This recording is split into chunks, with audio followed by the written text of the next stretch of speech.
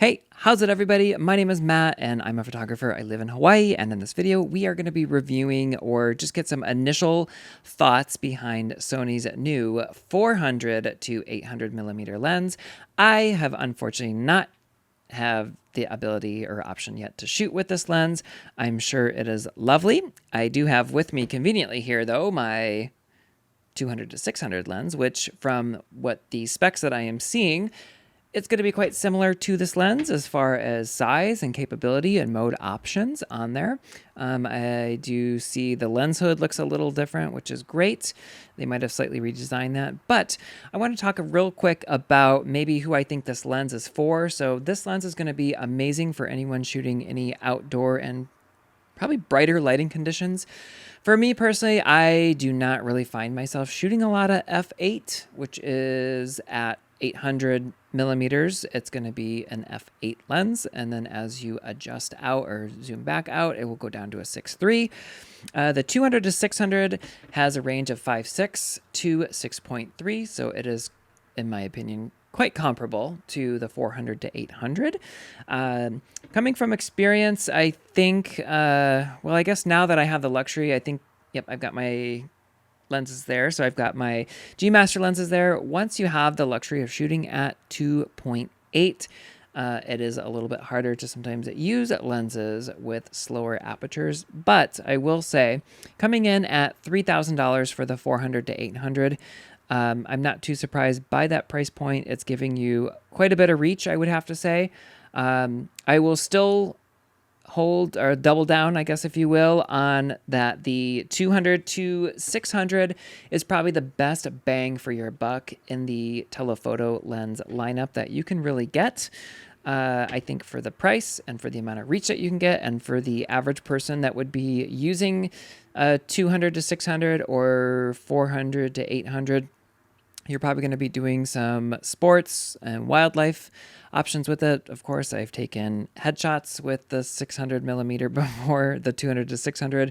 I'll shoot anything that I can with a telephoto lens, as I kind of consider myself a little bit of a telephoto lens connoisseur because I use them pretty religiously. So 400 millimeters, 800 millimeters is going to be outstanding for any surf photographers out there. So I know that I have a little bit of a following for anybody or for people that do surf photography from the shore. Here in Hawaii, I would have to say that 400 millimeters is always a really good safe focal length to have, but when you have the ability to shoot up to 800, you can definitely get some of those spots that are further out. I know I have some followers in Florida and other destinations around the world that are pretty big on surfing, and they need a little bit more reach. So a lot of people will have a 70 to 200, and they say, how do I get photos like yours? And I say, first of all, you need the reach. I do not do a ton of cropping, so I don't really use a whole lot of megapixel rich cameras. I think we'll save that for another video. Anyways, the 400 to 800, again, is coming in at $3,000. The 200 to 600 is at $2,000. I'm not saying that I'm not adding this lens to my collection, the 400 to 800. I just personally, for me, do not have a need for that. I would have to say if it was maybe a little bit faster aperture-wise, I would probably be a taker, but obviously with the faster aperture is going to come at a higher price point, so keep that in mind as well too. I'm still sticking with the 200 to 600 millimeter lens. I'm not going to be purchasing this lens at this time, but I think it would be an outstanding lens for a lot of people, and I'm really looking forward to getting a little bit more information about it. Right now it's just on pre-order at the time of this video. It's just before March 2025, and it looks like it's getting delivered, or delivery date is in about a month from now or so. So it's really exciting. I have seen a couple images from there from other people, and they look great. I didn't really expect anything different. I think they look spectacular, especially if you're using a megapixel rich camera.